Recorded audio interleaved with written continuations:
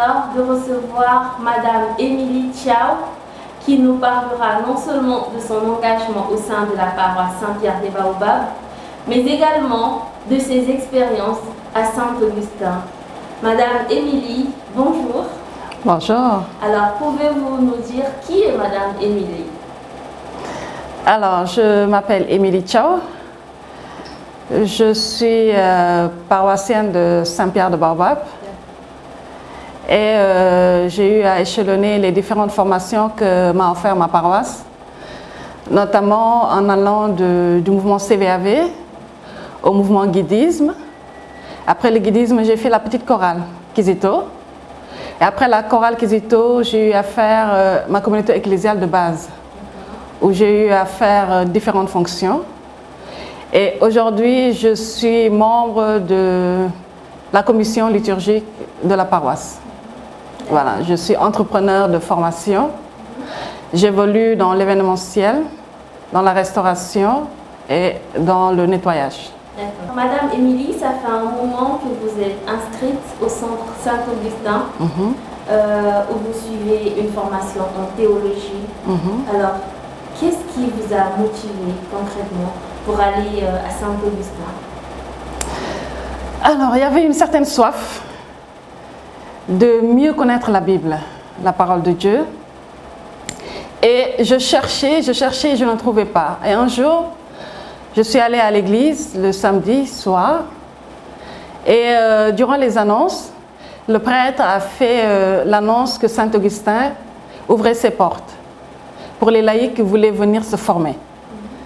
Alors, ça a été un immense plaisir pour moi, parce qu'il y avait, c'est comme si c'était ce que je recherchais en réalité.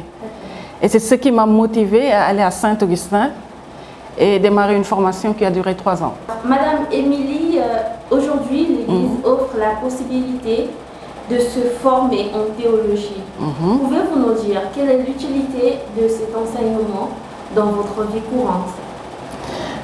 Alors, l'utilité, elle est grande, hein? Parce que cette formation nous offre de mieux connaître la parole de Dieu, de fond en comble. Parce qu'il soulève différentes thématiques.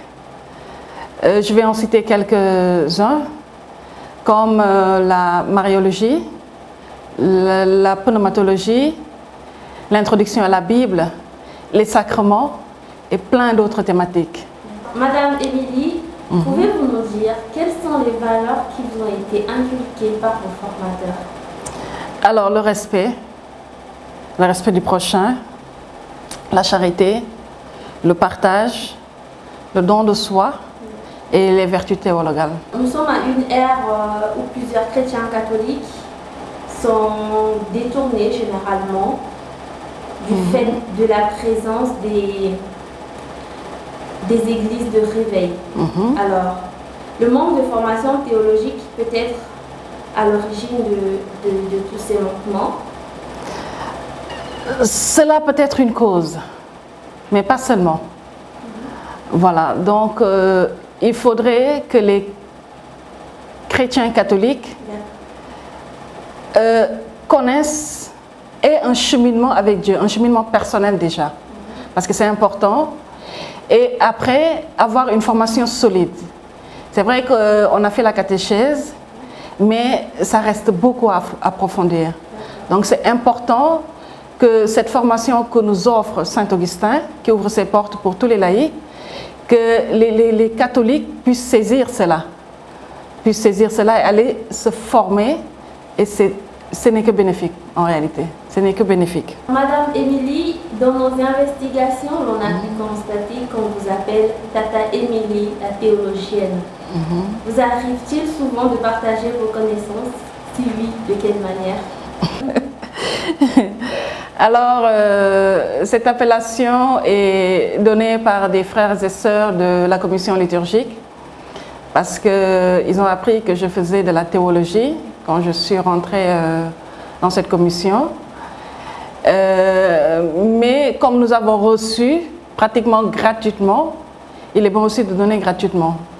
Donc, quand il y a des débats, on donne ce qu'on a appris tout simplement. Et c'est toujours un immense plaisir d'étayer les gens sur certaines questions bibliques. Tata Émilie, on a pu constater que vous êtes inscrite sur la liste électorale. Alors, pensez-vous que la religion et la politique peuvent aller de pair? Alors, oui, ça peut aller de pair parce que les pères de l'Église même nous invitent à nous engager dans les affaires de la cité. Alors oui, effectivement, je suis inscrite sur la liste de la coalition Jubanti pour les élections législatives. Et c'est un appel que je lance à tous les jeunes afin qu'ils puissent être plus engagés sur les affaires de la cité. Parce que faire de la politique est bien. Il ne faudrait pas dire que faire de la politique n'est pas bon. C'est bien de faire de la politique. Voilà. Mais avec l'accompagnement de l'Esprit Saint, tout simplement. Ne pensez-vous pas que vos obligations en tant que député, peut-être, peuvent restreindre vos obligations au sein de l'Église? Non, je ne crois pas, parce que c'est comme si aujourd'hui je travaille et cela n'empêche pas que je fasse mes engagements au niveau de l'Église. Être député aussi, c'est un travail. Donc, en dehors du travail, on peut aussi continuer notre engagement au sein de l'Église. Cela ne peut pas être un frein, non, pas du tout. Vous avez aujourd'hui des connaissances assez approfondies en théologie, mais est-ce que ce n'est pas un danger pour vous d'en savoir autant? Bien au contraire, non, non, non, ça ne peut pas être un danger. Pourquoi? Parce que on a reçu pas mal de choses durant cette formation et aujourd'hui cela nous permet de pouvoir donner ce qu'on a reçu déjà, mais mieux encore, quand il y a des débats sur des thématiques religieuses, qu'on puisse être invité et donner notre opinion par rapport à cela. Voilà. Alors, Tata Émilie, concrètement, qu'est-ce qu'on vous apprend au Centre Saint-Augustin? La parole de Dieu. Grosso modo, c'est la parole de Dieu, c'est la Bible qu'on ouvre et on soulève les différentes thématiques qu'il y a dedans et on nous les apprend tout simplement. Comme j'ai souligné bien avant, j'ai donné des exemples comme la mariologie, l'étude, la pneumatologie, les sacrements et bien d'autres choses. Tata Émilie, pour illustrer nos lanternes, pouvez-vous nous dire c'est quoi la théologie? Alors, la théologie, c'est l'étude de la parole de Dieu. L'étude de la parole de Dieu de fond en comble. Voilà. Dans la vie courante, généralement, que ce soit les religieux ou les religieuses, quand ils entament ce genre de formation, on se dit que la finalité, c'est devenir soit religieux ou religieuse. Alors, quelle est votre position par rapport à cela? Alors, moi, je ne veux pas être religieuse, mais je veux servir mon église. Parce que depuis toute petite, je sers mon église. Et aujourd'hui, cela est une avancée pour moi d'avoir fait cette formation qui me permet aujourd'hui d'échelonner, d'aller plus en avant par rapport à mes connaissances et mieux servir le Seigneur. Tata Émilie, est-ce qu'on peut s'attendre un jour à ce que vous soyez religieuse? Alors, dans ma tendre enfance, j'ai cru que c'était un appel que j'avais reçu. Et j'avais débuté même cette formation, que je n'ai pas continuée. Mais aujourd'hui, je sais que ce n'est pas un appel. Non, je ne pense pas. Pourquoi? Parce que je suis en cheminement. D'accord. Alors, Tata, est-ce que votre conjoint n'a pas un problème avec le fait que vous étudiez la théologie? Bien au contraire. Quand j'ai fait la deuxième année, j'ai voulu arrêter par contrainte de temps. Mais il a été là et il m'a beaucoup motivée. Il m'a dit, écoute, il te reste une seule année, tu ne peux pas abandonner en cours de route, donc il faut que tu continues. Donc il a été vraiment là pour nous pousser à terminer cette formation. Quelle chance d'avoir un conjoint qui nous accompagne dans nos démarches de foi. Puisse Dieu les accompagner jusqu'au mariage.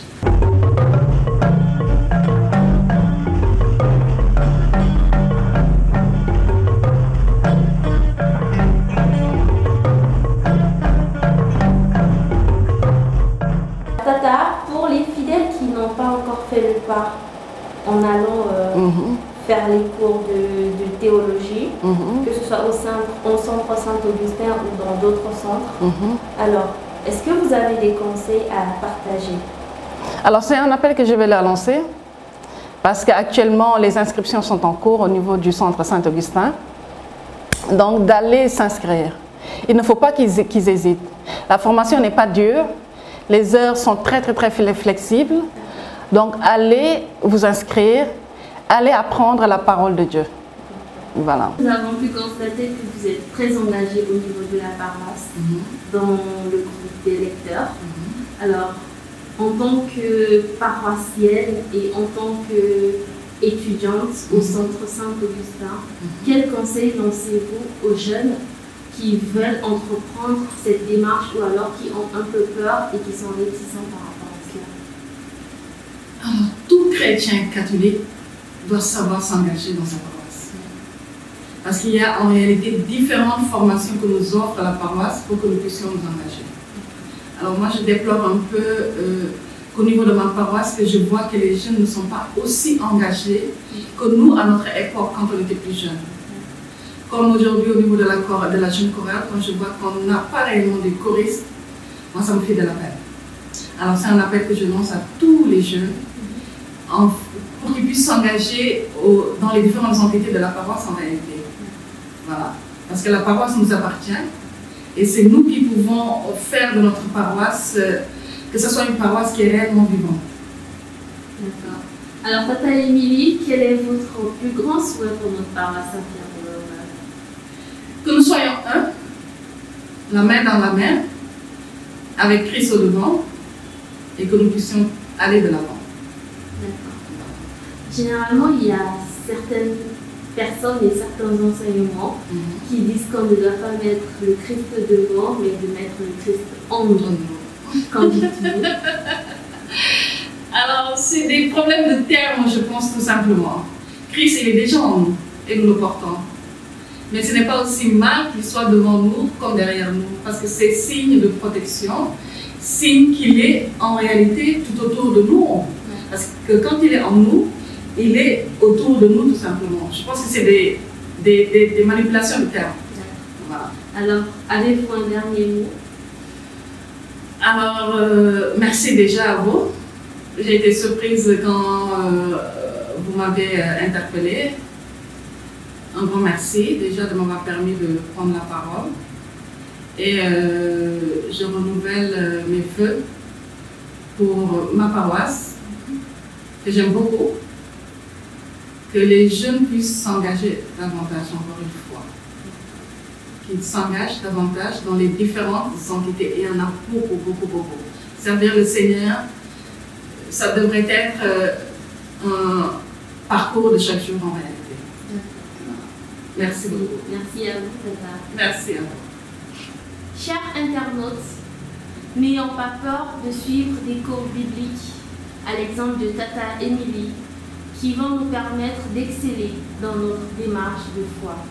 En espérant que ce numéro vous a plu, n'oubliez surtout pas de liker et de partager. Prenez soin de vous, on est ensemble.